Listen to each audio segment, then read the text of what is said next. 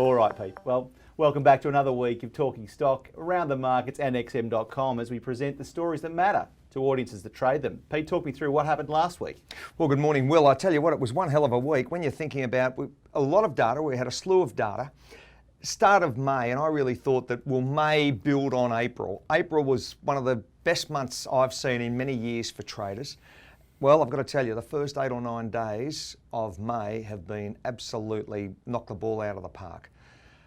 Big data releases. We had the non-farm payrolls come out Friday night. Underwhelmed, 266,000. They were expecting 6, 7, 8, 900,000 jobs. US dollar capitulated. Stocks went boom all the way. Big rise. And that's been mirrored this morning in Asia trade. You had gold up 50, 60 bucks. We've had US dollar index very, very close to that 89 handle, so it's come under massive pressure to the downside. Currencies have been just one-way traffic, pound up, yen up, dollar, euro up, our dollar up, New Zealand dollar up. So it's just been an incredible time for traders. If you haven't made a dollar, then you need a check-up from the neck up. Righto. Well, there was a big week last week. Looking forward, not so much news as we scan around the market, but perhaps that will change. Well, it could. We'll just see what happens over the next matter of 24 hours or so. I'm expecting that momentum to build. It should be a good week as far as equity traders, but the currency side has just been absolutely first class. And that US dollar continued push to the downside. Aussie dollar up. There's a chance you could hit through a 79 handle. Only a little while ago we were at 75. So that just gives a volatility play.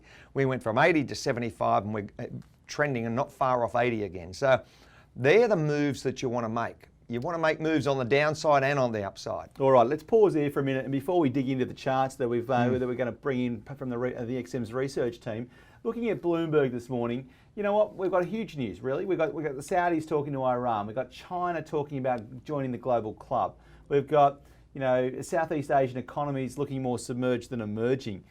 We've got fuel. We've got pipeline shutdowns after cyber attacks. I mean, there's a lot of news in the market that's not necessarily directly related to the geopolitical news frames. Correct. And so, fine. It might not come out of the Fed and it might not have come out of, any of the central bankers, but there's a lot of noise in the market. And the question we have to work on is, well, which part of that noise lays up with some of those macroeconomic plays? Well, you're having a look at crude. It's been enormous trade over the last, say, 2 weeks. Very, very strongly bid up, and that looks like it's going to breach 70 bucks a barrel for a Brent, and WTI's in that $66, $67 move. So there's probably another $2 in that. So there's the first part. And what Biden's done compared to what Trump did, crude prices are up 55 cents a gallon in the States. So that's the pump price. So talk about inflation. There's the first part. The second part is China and Australia, where we play. Morrison's got his own agenda. We're locking the place down till 22. So looks like it's going to be a very interesting last 6 or 7 months here in Australia, how that moves forward and what do we do as far as international tourists or residents that are stuck overseas. So that's in the hands of the PM, and like any politician, it comes down to the election, and he's got his own job to do. He's presenting the news that moved the numbers, and which is back into our thesis. But so the question then becomes, okay, what news move markets, and what news layers up with the macroeconomic activity? And I guess if we jump to this chart, we're talking US inflation and retail sales. Yeah. And if we talk retail sales for a minute and we think payments and technology, buy now, pay later is a really big story there, right? Yeah, sure are, and that's kept the market very, very strong. If you look at those retail sales, they've bounced quite strongly over the last matter of months. So that's the first part of it. The second part, of course, is the inflation story. But yeah, we've got some numbers coming out this week, what we're expecting as far as those retail sales, US inflation. Then the next part, of course, is do we see that continued drive to the upside over the last 2 quarters of the year? It's still an unknown, but possibly you're going to see continued growth. So growth there, just before we jump on to the next slide, I mean, okay, buy now, pay later is fueling a little bit of growth. I mean, we've got some supply chain situations playing out there. We've got some bigger plays happening in that, if you like, the big department store world. Sure. We've got the physical and the retail online playing out there, and we've got a war for the checkout. Is that really the dynamic that we see playing out? It's the war of the checkout?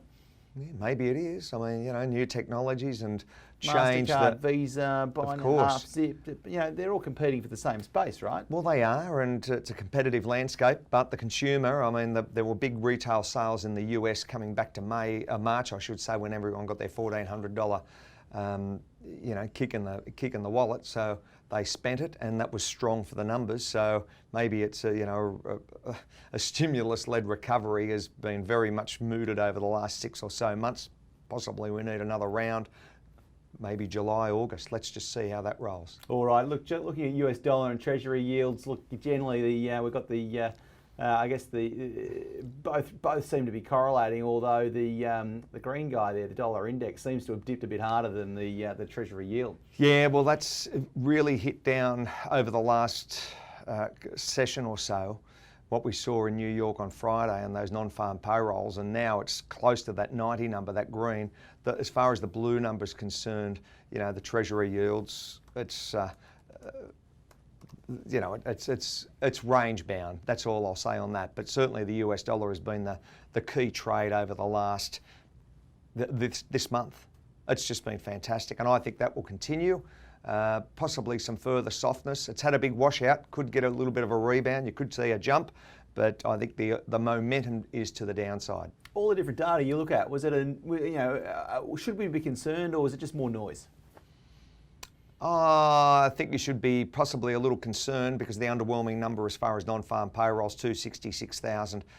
What's been interesting over the last couple of months as far as analysts, some were saying you're going to see 300,000, 400,000 jobs in the preceding months, and you shot the lights out with 900,000. So the analysts have been wrong over the last 2 months. They, sack them all and get some new ones. And this month, that's just come out on Friday night, they all said it was going to be strong numbers, 600,000, 700,000, 800,000, and they got 266,000. So, they can't pick their nose, Will.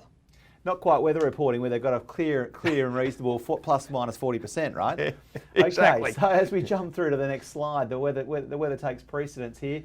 Is the euro rebound over? What are we talking about here? What are we seeing? And interestingly, you've got the dip there not quite correlating again with the German 10-year bond. So again, if we think back to the last chart, we were talking there about the Treasury bond as well, not quite correlating. Exactly. I think that there's further upside for that euro, maybe even a 122. We're at some good numbers. We've had a big push up from that 117 level, and as it's been demonstrated there, that was only that just gives traders an indication. That was the end of March, 117. That was at Easter. Have a look at that. That is just an almighty trade over the last 5 to 6 weeks since Easter. If you haven't made $1 out of currency trading in the last 6 weeks, then go and have a big lay down and a stiff drink and refocus. Now, Pete, question for you. So if you've got inbound euros right now, what would you be doing with them? Would you be holding them in euro or converting them? Depends on what your trade is. I mean, if you're only holding a couple of thousand euro, you're holding someone like, your portfolio, Will, with a couple of billion, I suppose it'd be a different matter. But pesos and lira don't count, Pete. True. Well, that just depends on what you're going and what you're trying to do. I mean, if you're running it into Australian dollars or US dollars, you've got to be conscious of it. And I think that there's a little bit further upside for that euro in the short term against the US dollar. All right, quick look here at the UK's gross domestic product. Look, we had some big movements both up and down. Yeah, you bet. Don't really seem to be going too far. Well, that really just demonstrates, how the massive sell-off of 20. Hopefully, we don't see another one of those anytime soon. And then we saw that huge rebound, and we were all, scratching our heads and saying, nearly 20%. So let's see what happens over the next 6 or so weeks leading us up till the end of June. Be interesting to see whether they open the tourism corridor into UK. Not sure how they'll do that. I mean, nobody seems to be making any form of, kind of, hello, we're, we've got COVID under control yet. We're really going to kind of turn pump a bit of air into the bubble. Well, they did that last year. They really opened the doors big time in Europe. So, all the islands in Greece and Italy was, I don't know whether it's going to happen even for those 500 million inhabitants across Europe. Are they going to, travel across the continent? But if we talk about this chart for a minute, I mean, this is coming off the back of some pretty positive information that was pumped in by the central bank in England, right? Sure. Market doesn't believe them. Well, it couldn't continue that uplift. We've seen a little bit further strength as far as pound. Still a lot of uncertainty, you know, the virus and vaccines and all of this sort of stuff. Different mindset to UK than what it is in Australia. So where does it go from here? I mean, do we see a bubble perhaps between all countries in the Commonwealth? Don't know. I Wouldn't be from a a bad. I suppose not. Maybe. I mean, we throw out some big ideas, and we certainly talk about plenty of people's big ideas on this show, Pete. But if that's the big idea, it couldn't be a bad one. Get the Poms over here, you reckon? 52 countries in the Commonwealth, mate. They want to come. The question becomes, can they? Yeah, well, that's the issue. I don't think ScoMo's going to let them in. He'd be out there with the stop sign. Stop sign. Don't What's know. the stop sign? Red light, mate. I don't think he's going to get a green light. Should be Birmingham cameras. said it. So I think it's just going to be, stopped at the door. Righto, mate. Australian dollar versus yields. Aussie rally has been thwarted by RBA's aggressive QE program, according to the research analyst. The question is that true? RBA's just trying to do a good job, right? Well, yeah, they are. But when you're looking at what we experienced going back to the best part of early Feb, that 2.5 month rally and that's the blue line, has been absolutely, very, very, very strong. And pardon me, the green line, I should say. The green's strong. The green was very, Yes. very strong there through, I guess, November to January. Yep, there you are. It's peaked in the end of Feb there, and it's sort of tapered back off. And come the end of March again, it's got a little bit of a rally on. Yeah, well, we're at 78.5 now. Yeah, and consistently though, the 10-year yield, has trended up, and it just sort of seems to be tracking horizontal. Well, yeah, at the moment, I look at interest rates, and I'm conscious as far as what the banks are doing, but it's certainly stimulated the property market in Australia. Well, if we talk in Sydney anyway. I don't know if we where talk everywhere about that else. for a minute, I mean, the property market is a huge issue, huge contentious issue, and polarises people, pretty much everywhere they are. You've either got some and you've got a portfolio and you're hustling for the next round, or you're trying to get into it, right? So the question is, can you get into it, and who can get into it? And where are you getting into? Is it? That's the bigger issue. question, and perhaps for another program, Pete. I think so. If we take a look at that, what's the trade? The trade is? I think continued uplift for Aussie dollar. So there you go. It's a 78.5. It's 78.6. That's what I was about an hour and a half ago. I had a look. So maybe it's going to be back above that 79 this week. I wouldn't be surprised. A little bit further upside. All right, we won't hold too long on here, but this looks like a Canadian dollar, Japanese yen. So it just demonstrates those big moves and markets. You've got to use your technicals, you've got to use your fundamentals, you've got to see what the theme of the market and those, just the key drivers. You've got to study your charts, you've got to, look at the fundamentals always, seasonality, and then look for the opportunity. Mate, we could jump into the next chart, which is New Zealand and US dollar. Yeah, that's been strong. It's been strong. I mean, it continues to demonstrate nice recovery, great recovery and consistency. Yep. I put it all down to the America's Cup, Pete. I think it's every time somebody wins a cup, you always see a very strong rebound, very positive couple of years. It'd be a bit like the Olympics if you could actually turn up in Japan.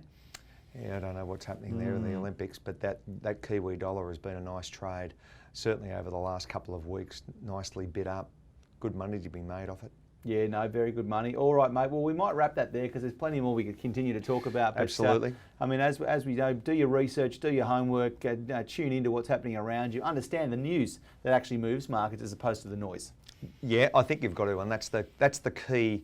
When you're doing your own homework, we do 28 hours a day of live TV, educating the masses, all of our clients across the world, and there is that much to take on board that I think traders have just got to be very mindful that they're trading in international markets and trade with a lot of this and a lot of this. Don't trade with too much emotion. Trade with common sense and do your homework, and that's the difference between success and failure. Pete, thanks for your time. We'll see you again shortly. Thank you, Will.